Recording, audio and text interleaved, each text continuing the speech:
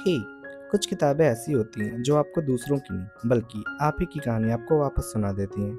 आज मैं जिस किताब की बात करने वाला हूँ वो सिर्फ कविताओं का संग्रह नहीं है बल्कि एक ऐसा आईना है जिसमें शायद आप खुद को देख पाओ। इस किताब का नाम है फूलों पर किसका हक है, जिसको लिखा है डॉक्टर शिव शंकर मिश्रा सर ने। पहली नज़र में ये एक पोएट्री बुक लगती है, लेकिन जैसे जैसे आप इसको पढ़ते जाओ आपको समझ आता है ये सिर्फ कविताएं नहीं, जिंदगी के टुकड़े हैं। इस किताब की शुरुआत होती है प्यार से, यादों से और अधूरी बातों से। जैसे कुछ रिश्ते ऐसे होते हैं जो पूरे नहीं होते लेकिन फिर भी सबसे ज्यादा याद आते हैं। इस किताब में अधूरा खत, तुम तक जाता रास्ता जैसी कविताएं ये बताती हैं कि प्यार हमेशा पाने का नाम नहीं होता, कभी कभी महसूस करने का नाम होता है। और फिर धीरे धीरे ये किताब आपको ऐसे फ्रेज में ले जाती है जहाँ इंसान भीड़ में भी अकेला होता है। आवारा, शून्य, तुम्हारी याद जैसी कविताएं ये दिखाती हैं कि हम सबके अंदर एक खालीपन है जिसे कोई देख नहीं पाता, और सबसे रोचक बात, कभी कभी हम खुद भी इसे समझ नहीं पाते। इस किताब का सबसे पावरफुल हिस्सा है खुद को समझने की कोशिश।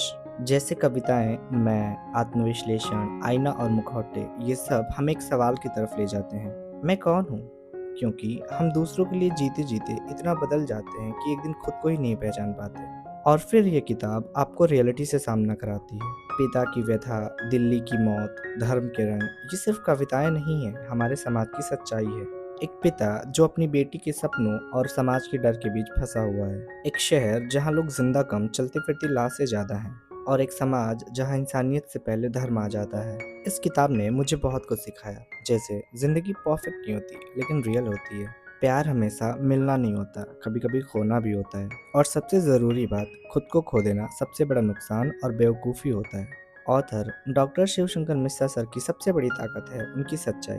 उन्होंने कुछ नया लिखने के साथ साथ ऐसा लिखा जो हम सब जी रहे हैं। और शायद यही वजह है कि ये किताब दिल तक पहुंचती है। इस किताब को पढ़कर मुझे आंसर्स नहीं मिले, लेकिन मुझे ऐसे सवाल मिले जो आज भी मेरे अंदर गूंज रहे हैं। जैसे स्टार्ट में मुझे लगा था ये किसी और की कहानी है, लेकिन अब मुझे लग रहा है ये मेरी ही कहानी है, और शायद आपकी भी। कुछ किताबें खत्म नहीं होती, शुरू होती हैं, और ये सिर्फ किताब नहीं, जिंदगी है। एक बार इस किताब को जरूर पढ़ें। फूलों पर किसका हक है, by doctor Shiv Shankar Mishra. Thank you.